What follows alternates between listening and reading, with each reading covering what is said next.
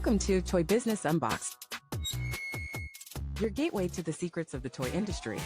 Here, Jason Shea, a toy entrepreneur and expert in the field. Every product we develop is really inspired by some of the real life experience that we have with our son. 60% of all toys last year were sold on Amazon, which is incredible. Be passionate about it because it's a road, it's a journey. Like when you have an idea that you think is like gonna somewhat like change the world, make things better, I'd say go for it. We'll guide you through the enchanting world of toy design, marketing, and manufacturing. Now let the unboxing begin.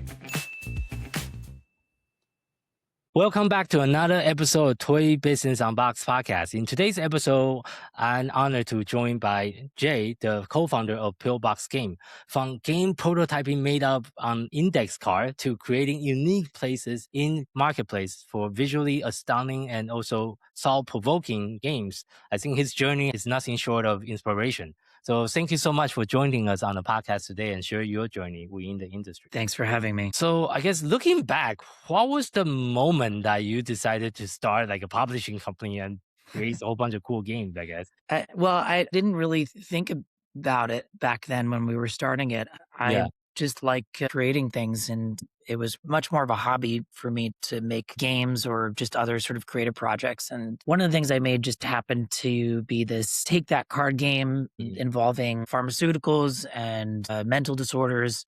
And I thought it was really fun and it was kind of interesting. And I made a prototype on index cards, as you mentioned. I took it to a party to show a friend of mine who's much more into games at the time than I was at that time. Okay. And he is a really brilliant illustrator, and he played it and he said, this could be something. Let's try to form a partnership here and actually do this right. So Ben Ronstein was actually really the catalyst for the company in terms of organizing into, okay, let's, finalize these rules and let's figure out if there's an art styling that works for this game. And then we collaborated very, very easily on making a new prototype that actually looked pretty good. And what was that first game that you designed? So that was called Side Effects. So that turned into this game here. And, it's kind of interesting in terms of marketing about this game. So when we first launched this on Kickstarter, we imagined that this cover would be unique to the Kickstarter edition. Because it didn't have the name of the game on the cover. But we preferred this cover because we have this ethos in our company that we want all of our games to live proudly on your coffee table. Something like that. Not exactly like that, but that's sort of the idea that you don't need to shove them away. They look good and they look presentable and they can be, conversation starters if you leave them out. And we just like the idea of just having it more mysterious and not having the name. The name can live on the side. I see, on the not side. necessarily on the top. But when we brought it to retail, we found that the distributor that we're working with and the retail stores said, no, we really like this. We want you to keep the box exactly like that. We don't want sort of a special retail edition where you have the name of the game and you take away the foil and all the sparkly elements. So that was a really interesting awakening into what works, for them in terms of our games. I think that design is also very eye-catching on the shelf. To other kind of plain-looking board game that doesn't really stand out. We're told by hobby shops that it really flies off the shelf because people just kind of look by it and the light will catch it in a certain way and they'll pick it up and you examine it. And I think once it's in your hands, I don't know if this is true or not, but I like to think that if it's in your hands, you have much more likely chance of buying something. 100%. That's 100% true. You want to catch people's attention, so they will pick it up and say, oh, what is this? Then, exactly. Otherwise you don't even have a chance. There's like thousands of products on the shelf. Right. Yeah, exactly. Yeah. Did you design that package with retail in mind, or that was just a pure coincidence? Yeah. So that was really just what we wanted it to look like. When we launched the game, it first launched on Kickstarter, and we wanted it to look just like this. We thought this was ideal, and that it wasn't. And we anticipated that we would have to change it for retail, but it turned out the retail liked it. It was. But I see. That's really cool. That to be really interesting. Yeah. And for your Kickstarter journey, can you kind of walk us through some? Because now you have been doing a few different Kickstarter things, but when you first do your first one, how was that learning curve look like, and what are some of the major lessons you learned and some challenges that you experienced along the way? I think there are challenges. There are new challenges every Kickstarter, and we've just been getting better at weathering those challenges. I think in the beginning, we weren't really thinking holistically about the product from its inception, the manufacturing, the profit margin, all the way down to the consumer. Yeah. I think we just felt very fortunate to even be able to do a Kickstarter and to have people out there desiring to buy our games in general. As we progressed, I think we've refined all of those parts. Okay. So now we are just so much better at analyzing our margins, figuring out what our customers are likely to want, what we could offer them special on Kickstarter, what we could bring to retail after that. So we're just refining it. But we're also very excited to try new things. Like we have a Kickstarter coming out this year for a new game called All True Believers. And we're really excited about this game. I think we have a lot of knowledge now on how to do a Kickstarter properly and how to bring the right product to the consumer in the easiest way possible. But we also are making a bigger, more comprehensive game with more pieces, parts that's going to be more expensive to produce. So I think that more challenges will arise, but we're more excited and more prepared to face them. I see. Do you have a roadmap of how many products are you launching each quarter, each year, and with your team? Yeah, we definitely do. And we go over these frequently about what we were planning on launching so that we could accommodate that and we could have a timeline for the whole year. However, I will say that sometimes just inspiration will strike. And last year it did. And we have a new game that's going to be coming out later this year. I almost don't even want to give too much of it away because we're so excited about it. But we just did not anticipate this game getting put into our roadmap at all. But the response has been incredible. As soon as we started doing prototypes, people were really digging it. So we said, you know what, let's do it. Let's just slot it in and dedicate resources to try to fitting this in. And we made it work. I see.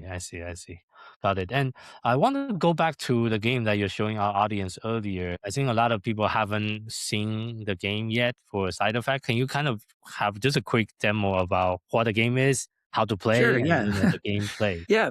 So it's basically like a kind of take that card game. You're dealt a series of disorder cards. So they'll look like this, like anxiety, and they'll be face up in front of you. You'll be dealt 4, and we call that the psyche. And then you'll be dealt a concealed hand of a medley of different cards, and a draw pile will be placed in the center for people to draw from on their turn. The object of the game is to find the right treatments. So things that will treat anxiety, like this anxiety drug, you would place this on top on your turn if you have it in your hand. And now your anxiety is treated, and then you just have whatever remaining disorders in your psyche left to treat. And if you can treat all of them, you win the game. The problem is that every drug will also contain a list of side effects. And that means that your opponents on their turn can deal new disorders, provided you're taking medicine that have that disorder as a side effect, and add that to your psyche. So then you have new issues to deal with. And there are really interesting and fun action cards like therapy. Therapy will treat anything, but you could conceivably get it again because therapy will make this card go into the discard pile. And you could trigger episodes of any untreated disorder with a "you're having an episode" card. Okay. So yeah, it's really beautifully designed, really fun game,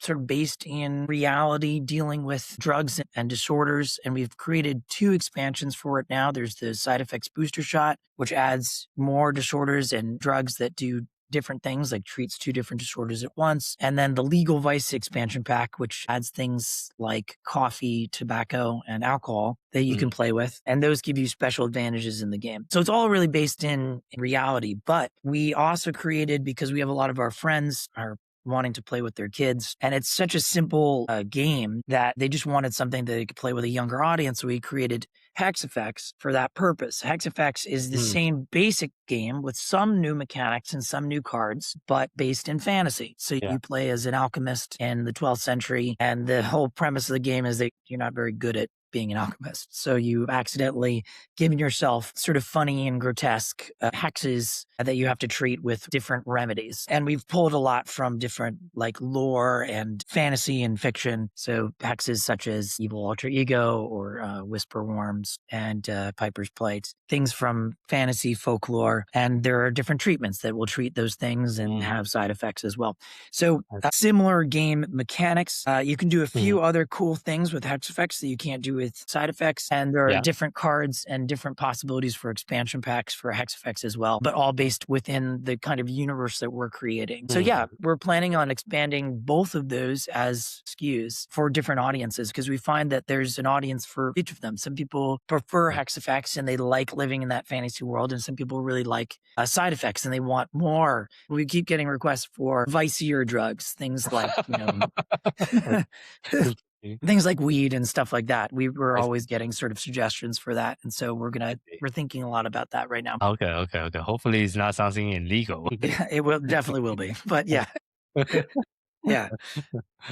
All within the game, within the context of the game. Yeah, within the game. Yeah. Okay, sure. So, yeah. And I want to kind of switch our conversation a little bit about marketing, because I think before the interview, you also mentioned to me like word of mouth marketing is definitely very important to you and your business. Can you share some of the strategies that's working well for your brand as you're building up more influences, more awareness? Yeah, I think that trying to create a brand that feels right for us is a constant, it's just an ongoing journey, I think. Yeah. Like, we have inspiration for certain games that sometimes we feel don't really fit our brand as well. So sometimes we think, well, how can we make that a Pillbox game, or what does a Pillbox version of that game look like?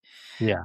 And I think cultivating that has been really fun. Like, I don't think that that's something that we ever feel like is a limitation, but more of maybe a boundary that has created a game within itself. The game of, what is our brand? How do we talk about ourselves? Okay. And it's constantly evolving, but it's always sort of part of what we're thinking about it in terms of building an audience that we can say, hey, if you buy another Pillbox game, even if you're unsure about it, you know that we're putting that same level of attention to detail and quality and maybe a little bit of whatever uniqueness we're bringing to our other games to this new one. And I think building that trust is really important. For sure. Yeah. And do you do a lot of in-person events and conferences throughout the year as well? Is that kind of part of your like core strategy? Yeah, I mean, we try. I really like going to conventions. We try to do it as much as we can and make sure that we're doing the right ones where we can be profitable at the end of the day. And and we could also bring something to that event that we feel like is, makes it worthy for our fans to come out and see us at that particular event. So yeah, but I always have a blast and I love meeting people at conventions. I see. And the other question I'd like to ask is because a lot of people I met in the industry over the year, and I have been in the industry since 2016. So this year is actually going to be a decade for me in the industry now. Congrats. So it has been a very long journey, but a lot of us, myself included, started part-time. Like I was doing it part-time for like 6 years before I go full-time. What was your journey look like? Did you just go like full force and go full-time on day one, or that's also like a traditional process for you? No. I very much relate to your experience. This was a hobby and it was a fun thing to do for a while. Yeah. That isn't to say that we didn't take it seriously. We definitely took it very seriously.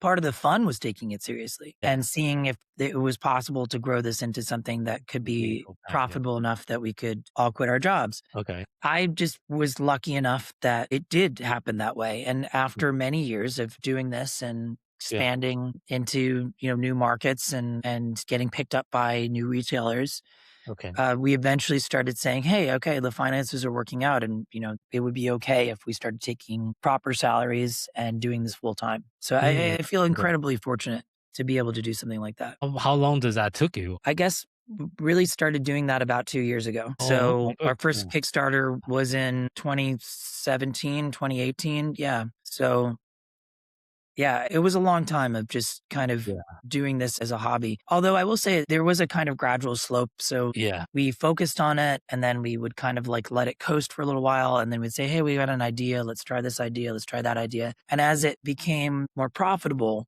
the ideas came more swiftly and the attention that the company required, grew. And, so eventually it did kind of just make sense. Like we're at this level now. I think we can do this. I see. I think, I mean, also based on my own personal experience, this is not a type of business that is a get rich quick type of business. No. It takes a very long time to even break even and finally become profitable. So you definitely need to have a lot of passion and interest about the product and the customer that you're serving.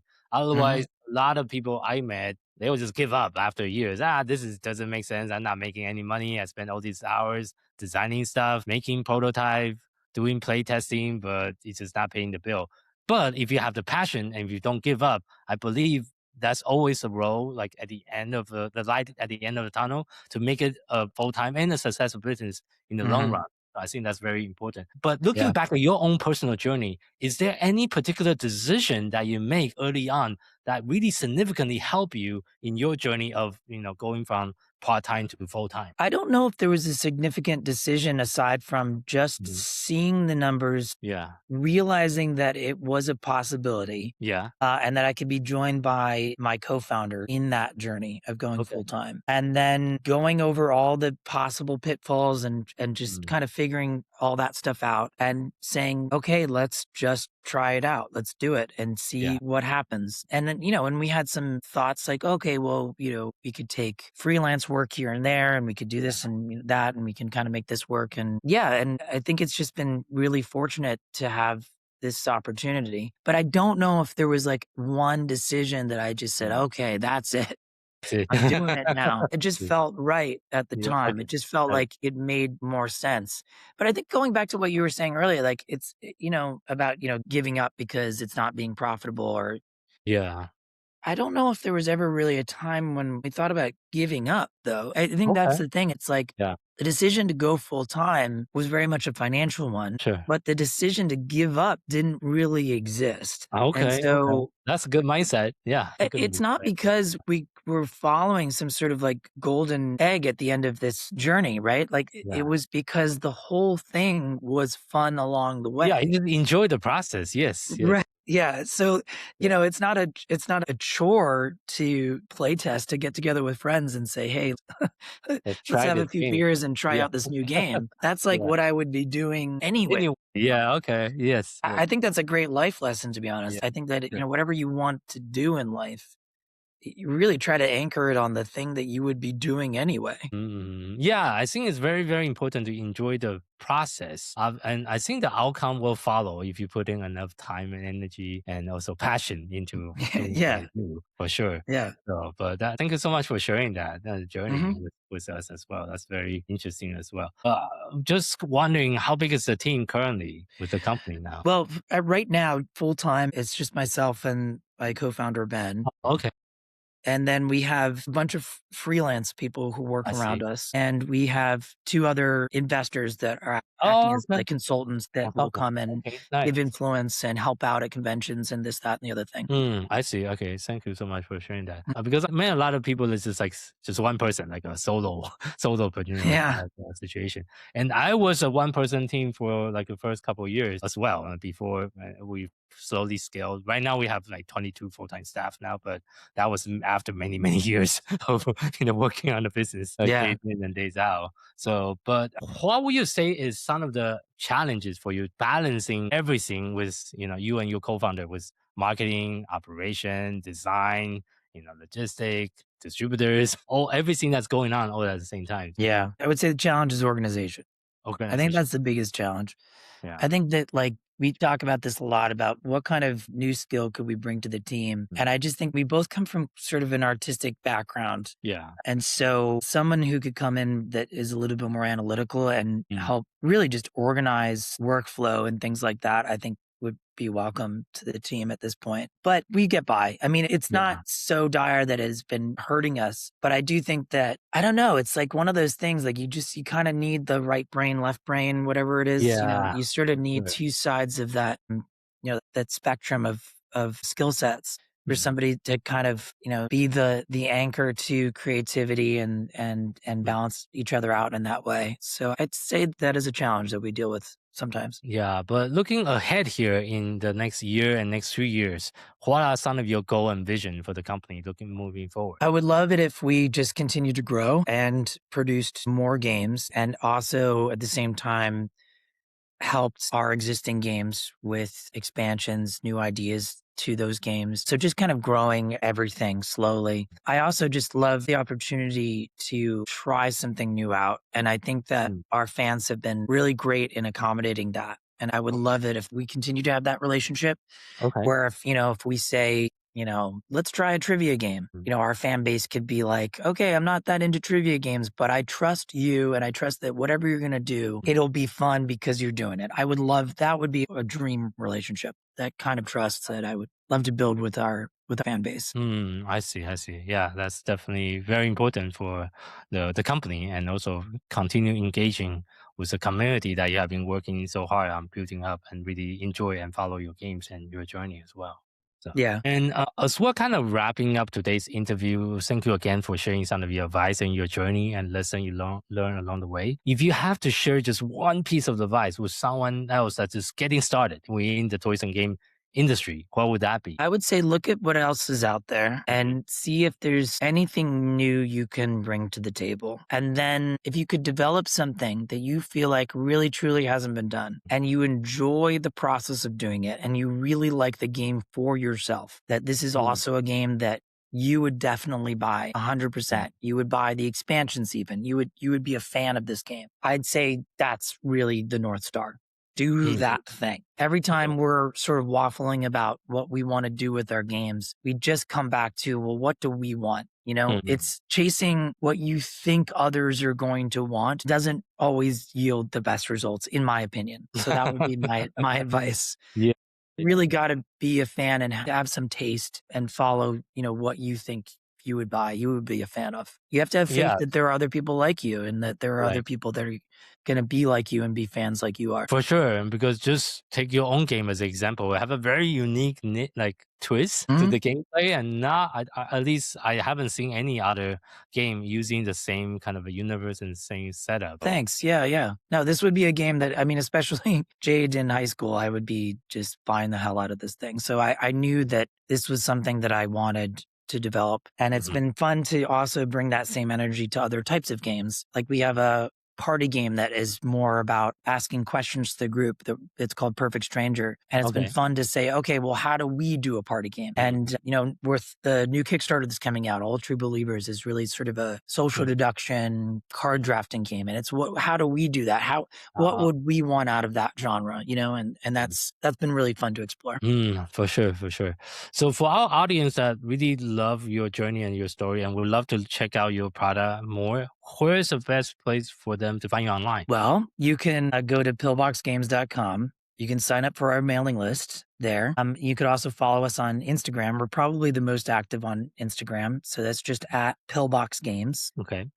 Those places would be excellent. I see. Okay. I'll make sure I put that in the show note. And thank you again for your time and sharing your story and your journey with our audience today. Of course. Thanks for having me. And thank you for our audience for tuning in to this episode of Toy Business Unboxed podcast. I hope today's conversation gave you some practical insight and fresh inspiration for growing your own toys or game brands. This podcast is proudly brought you by Toy Launch, a leading marketing and growth partner for toys and game company.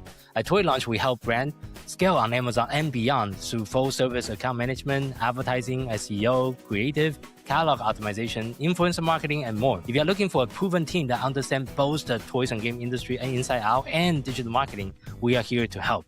If you'd like a personalized breakdown of your brand opportunities and your best next step, you can schedule a free consultation session with us. Just visit toy-launch.com/schedule. If you want to connect with other toys and game founders, join our free community, Toy and Game Launchpad. You can find it on Facebook, or you can visit toy-launch.com/group to find out more information. For more resource update and industry insight, visit us at any time at toy-launch.com.